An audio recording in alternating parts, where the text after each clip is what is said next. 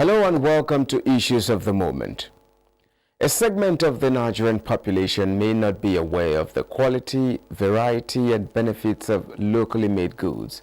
Educating consumers about the quality and benefits of local products can help change their perception and encourage them to support local industries.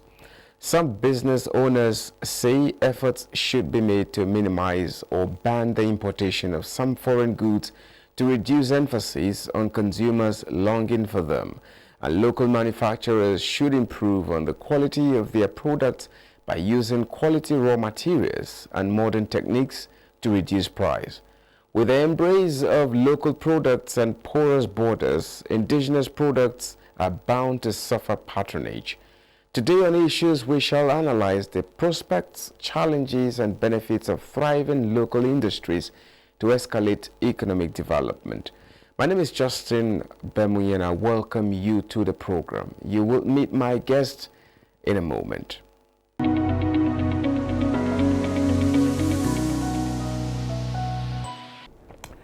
Once again, thank you so much for joining us on the program Issues of the Moment. Today our focus is on leveraging potential of Nigerian products for economic growth, and my guest is a manufacturer and the Chief Executive Officer of Tetwood, Nigeria. He is Tersoo David Ukechir. Well, thank you so much for joining us on the program. Thank you so much for finding out time to come on the program today. Thank you very much. I really appreciate it. It's an opportunity given to me, not taken for granted. You're welcome. You're welcome. We're looking at leveraging potential of Nigerian products for economic growth, and being an entrepreneur, of course, and a manufacturer. Let's commence this discussion with you giving us a brief on your journey into the business space. Well, so business has been something of interest for me since I was way younger, a teenager. And I looked at the lifestyles of business people, and that was attractive as well. And I grew up lucky enough for me. I found myself in that community. The motivation is multiplication for me. You know, if I had 10 naira, for instance, I wanted to see it double to 12. And you know, as a young fellow, I used to love just dipping my hands in my pocket and counting my little coins and looking at them and then putting them right back, and that drove me into business as well. And looking at lifestyle of business people, they I love to read business magazines, business notes, and all of that. And the good things of being an entrepreneur attracted me towards those information that were getting to me. So some of those reasons, yeah.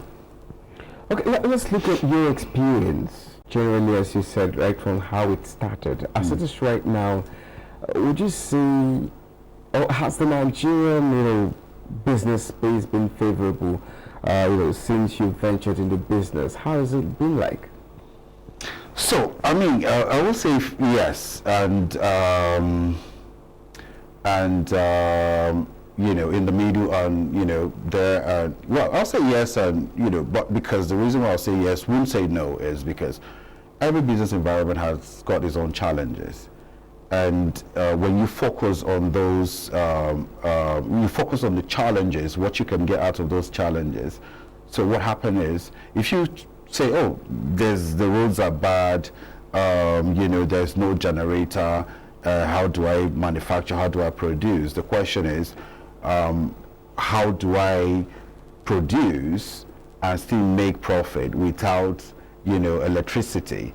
Okay, how do I, go through those potholes? Could those potholes become a business for me as well, to be able to say, look, you know what can I do? Can I become, what can I do for me to be able to, get profit out of that difficult situation? So what I'm trying to say is this: for me as an individual, I focus on what I can get out of the challenges. Okay, so I do not focus too much negatively on the challenges, because if you do, it consumes you. So your focus and your drive towards your purpose is not achieved. So I take advantage of the disadvantage itself. There's always something hidden in that disadvantage, and then I focus on my goals, because every environment has got its own challenge.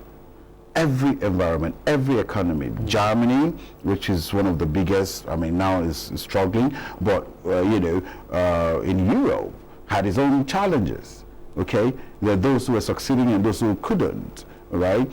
Americas, in Asia, Japan, Singapore, as well developed and organized as the societies are, they've got their own challenges. So I chose to focus more on, the beauty of the challenge that was right in my focus or in my view, than complaining. So that kind of helped me.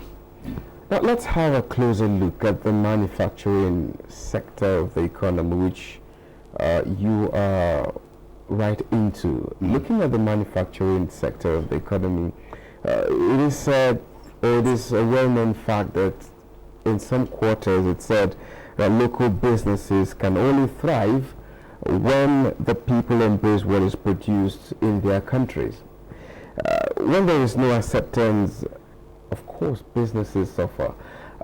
What are business owners not doing right when it comes to Nigeria, the experience Nigeria has about patronizing what we produce? Okay, so largely this came about a couple of years ago, okay, back, some decades ago, where some governments or some leaders or head of states, presidents ignored the beauty of focusing on locally made products. You see, largely the government enforces that, largely. Because it depends on it has to do with the government policy, it has to do with the government's drive, making it what's the name called, making it a project that, look, you know what, I'm going to talk to customs, for instance, and I'm talking about what has been happening back, not this administration, okay? Now, so I'm going to talk to customs. What's my policy focusing on customs? What do I allow to come into Nigeria, and what should I not allow to come into Nigeria? How do I stop smuggling and all of that? But in a nutshell, in recent time, President Tinubu has been able to pay so much attention to these areas, right? Now, let me give you one catcher here. So, when I finished setting up my nail production line, I went to talk to distributors. Nail production is one of the aspects that Tetwood Group is interested in. So we went to talk to some distributors, and one of them was like, some of them were, look, you know what? Your bags, you need to have it print on it saying that it's produced in China. And I said, why? Why should I do that? And I said, because people love it when they see that it's, it's a foreign product. I said, no. I'm going to put right on it, produced in Nigeria, and I'm proudly Nigerian. And that's the mentality. Now, who is to carry out that orientation? Okay, the previous government didn't do that, and I know the president currently is doing that. It's directed the Minister of Trade and others. Because this thing is a drive, it's a policy, it's a deliberate thing. Okay, you just don't wake up and say, guys, you know what? You don't go to Amigos, and you don't go to some place or some shopping mall and don't buy this. Whatever they say in the market, if you like it, don't buy it. Majority which is unhealthy. So, but you see, there's been acceptance in the market now with the policies of Mr. President, President Tinubu. As a manufacturer, the Nigerians are consuming more of Nigerian goods. And let me tell you what, imagine, and this is just a year, this is just how many months, right?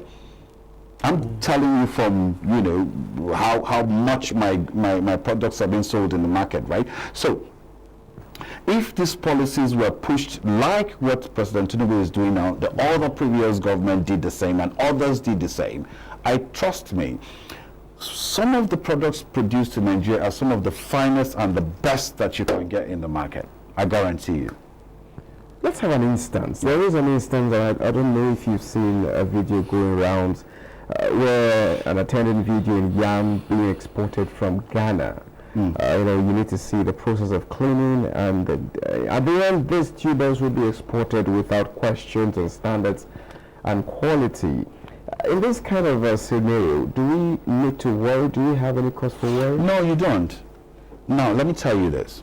Because you came across one video, okay, from Ghana, you'll be shocked the things that Nigerians are exporting. You'll be shocked.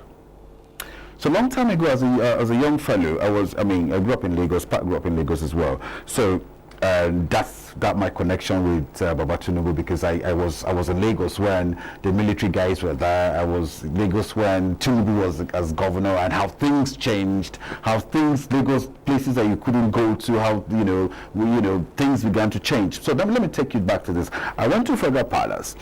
At the back of Federal Palace is the lagoon that brings the sea that comes into Apapa. Right, the waterway that the right way to say is the waterway that comes into Apapa, right? Now, I kept looking at the containers. Containers ship will come in, and others are going. I just used to love to go spend time and just stand and look. So one day I asked myself, what is going in? What is coming out? I assumed empty containers. So when I grew up, I became a businessman. I discovered that most of the times, those containers you see leaving Nigeria are filled with Nigerian goods. Let me tell you, I've lived in Europe, I've lived in Asia, I've lived in so many countries, right? And so you have African kitchen. The first time ever I ate African, I produce plantain flour anyway, as one of my interests that my company produces. But then let me tell you what, the first time I ate a Nigerian produced plantain flour that I fell in love with, and I said one day I was going to do it, was in Asia, in African kitchen. This is way years ago. Well packed, and I asked them, where is it coming from? They told me this is coming from Nigeria. Let me see the pack. I don't want to advertise for you, I would have called the name, but the name, you know the name. This is way years ago. So look, Nigerian products are everywhere, but of course, could we do better? Yes, we can, and I want us to do better, because we bring in foreign forex, we bring forex back, okay? But then now, this is one part again I want to discuss, because everybody talks about Mr. President, Mr. President, Mr. President. Some people forget to do their work. I think in Nigeria we'll have a Ministry of Orientation. I want to believe so. Maybe there's something like that. Exactly, there is. What do they do? What is the meaning of orientation? Educating the people of your country, creating content. But everything is put on the doorsteps of Mr. President, and others are not doing their jobs. It's quite a difficult job. I feel sorry for my president, because it's a difficult job. Now, let me take you up from there. Now, talking about Mr. President, all eyes being on the federal government for making or paving the way for businesses to thrive. What about the state government? Do you think they have a responsibility or a burden to ensure that businesses thrive, and of course the necessary environments for businesses are being made easy for upcoming entrepreneurs? So let me tell you, this is one of the super best questions you've actually asked me. Now let me tell you what, the state governors, I call them the small emperors of the day, they're not doing their jobs. They're not. And it will baffle, it will surprise you, it will surprise you that if 2% of the governors we have in the country were doing what they should do, nobody will talk about Mr. President. Now, everybody is focused on Mr. President. Governors are given money every month, every single month. So you have a fellow, I'll give an example of someone that I know. I like going back home to give an example. A fellow who was the governor of my state, former governor Otom, for instance. I know he used to sell pure water. He had a pure water company. He had, before he became governor, he had a pure water company. I just want to go back home. I'm from Benue State, so I don't want to go start from one state. I want to start from my home state. This gentleman had the public narrative, allegedly, they alleged that he had pure water company. That's all they had. He had a driving school where you could go pay money for young fellows to learn how to drive, right? But when he left government, this guy owns, I have 1 or 2 factories in Benue, so I know what I'm talking about, owns, including even furniture. Imagine a state governor opening a furniture factory. What are you going to do? Where's that gentleman who just got out of school, who loves carpentry, who just bought in machines from anywhere and set up a shop? The governor owns a furniture factory. So the governors have become emperors unto themselves. There's no check and balance. And you see, this is why I encourage the federal government to make it a policy to see how to just reduce. Let me use the local stuff, because most times I want to talk to everybody who is listening on television to understand what, so I don't want to use big English. The powers that these guys have. If possible, take away the immunity. In the first place, the reason why the immunity was there was because when they are there, they shouldn't be distracted so that they will do their job. Not achieved, 0. So the objective is not achieved. Let's remove it. The immunity is there, but they're not still doing their job anyway. So that when they start stealing, EFCC doesn't need to wait for 8 years. If you are the dumbest criminal on earth, you are given 8 years to put things together. You come out and the fellow, allegedly, it was alleged that he has built, in fact, it's been alleged that, because there are business people that I know that were buying scraps, old vehicles from government, to go, young fellows, young guys. That was a business for some people in Benue State, for instance, for years. Then I heard it was alleged that the governor opened a fabrication company where all the government-owned vehicles were bought by the company, allegedly refurbished, and resold back to the government. What about the business people? What about the people whose livelihood? This is what the governors do. The first thing you have a governor coming to I have friends who are governors. I don't have anything about them. But this is our country. We have to fix it. These guys are the 70% cause of our problem in Nigeria. 70% cause of poverty. Now, let me just a second. I just want to land on this. Okay. Now, just look at this scenario. The governor, allegedly that the guy buys all the old vehicles, takes them into a refabrication center, refurbish them, sell them back to. So you have 2 people out of business. The contractor who supplies vehicles and the guy who buys old vehicles to repair and resell. You have a governor comes in, his wife is a businesswoman immediately. She's selling furniture because that's the first thing they do, they furnish the whole. What I'm trying to say is this. If governors from the north, for instance, say, look, in the next 4 years, 60% of my budget, I focus on agriculture. Plant trees. Push young people who have gone to school agriculture, okay? Push them back into the farm. Give them a HELOC, give them a tax. If you do well and we get this produce this year, you have 20% of it. Your commendation, you have to give someone, you don't just employ someone, give him something, motivate him. You don't need to go to Harvard to have some solutions to this problem. These guys don't. Do you know about the high cost of property in Abuja? Majority of the properties legitimate organic business people own properties in Abuja. The second people are the governors. Once they come in the office, the fastest thing they do is buying property in Abuja. I know of one before, within months, he's got like more than 20, 30. We're not even gone that. So, like the president said, go back and hold your governors accountable. These guys are so mean. I don't want to get so mad at it. I'm sorry about this, but it's very emotional.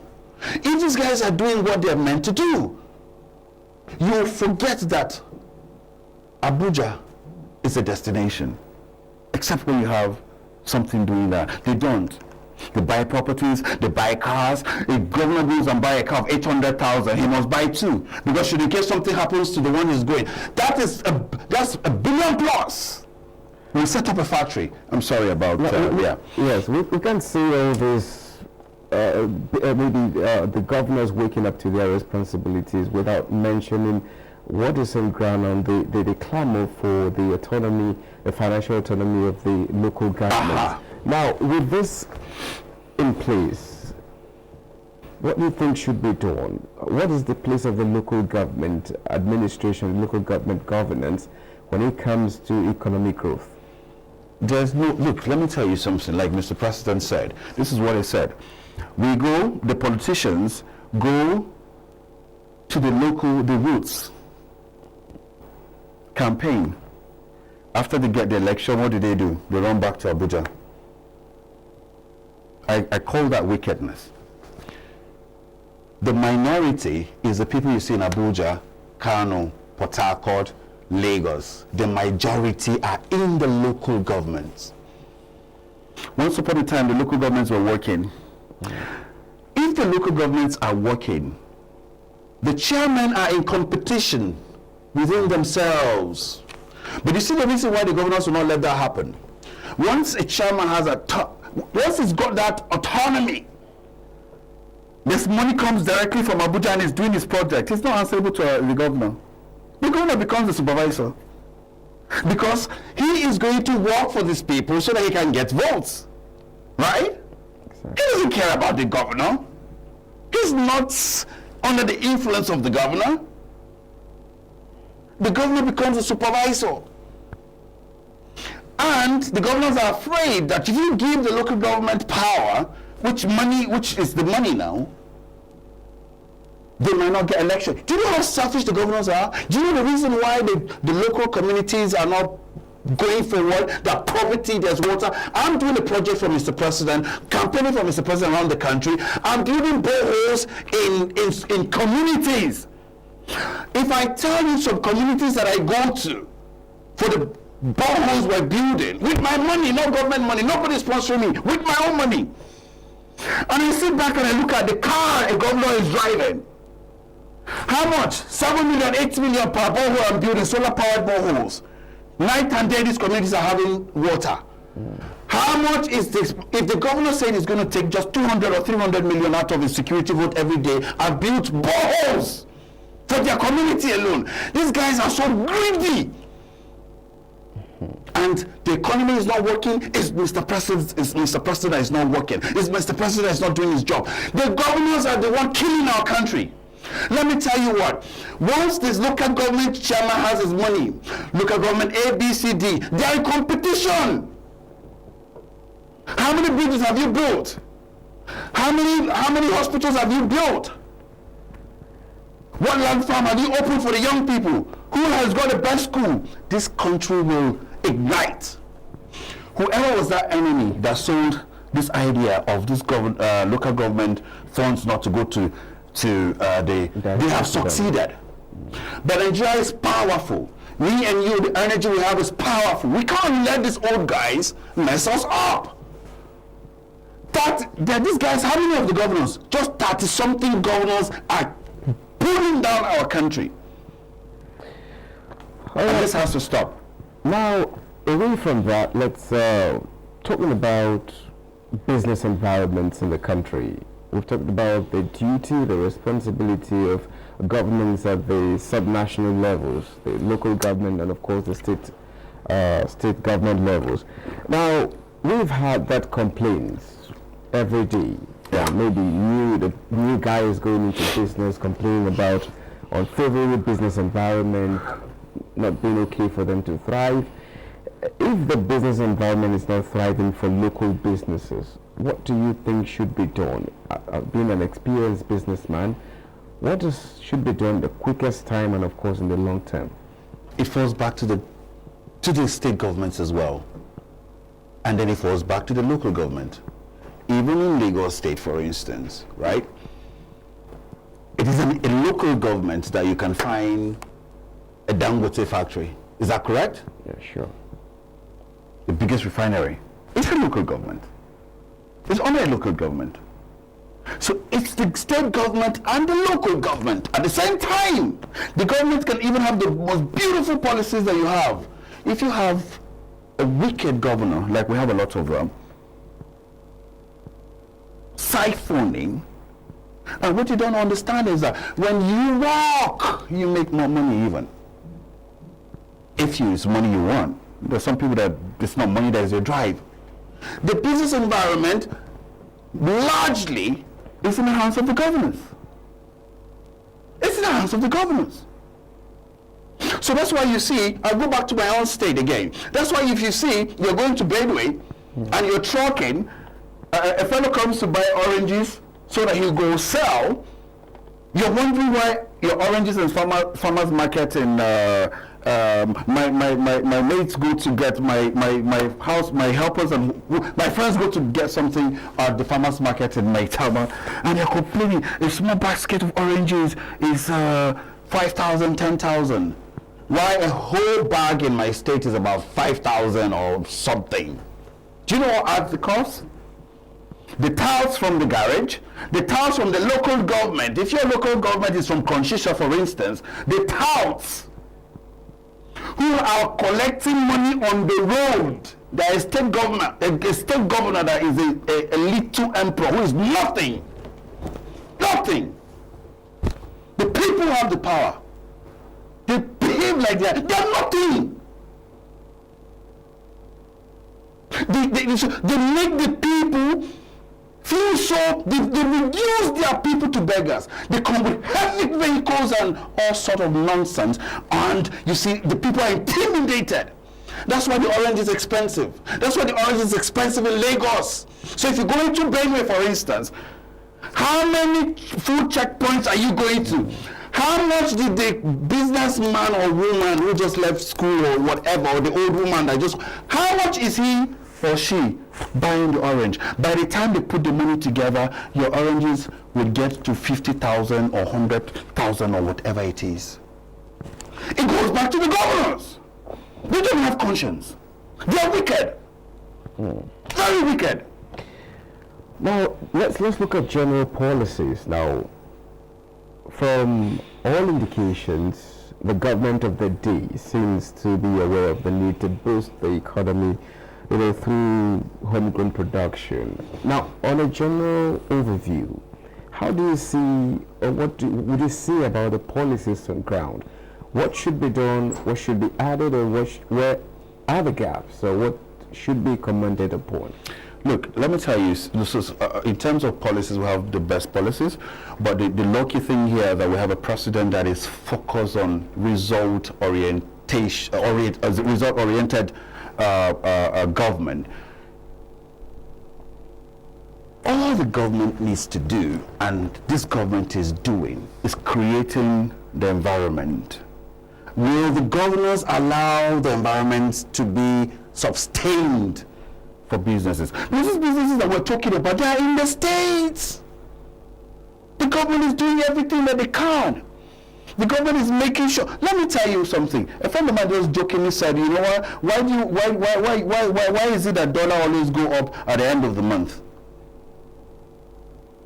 And I said, I don't know why. Tell me. He said, because the governors just buy dollars. It's true. They're that wicked. So imagine that each state governor just, let's just say 1 billion. They use 1 billion to buy dollars.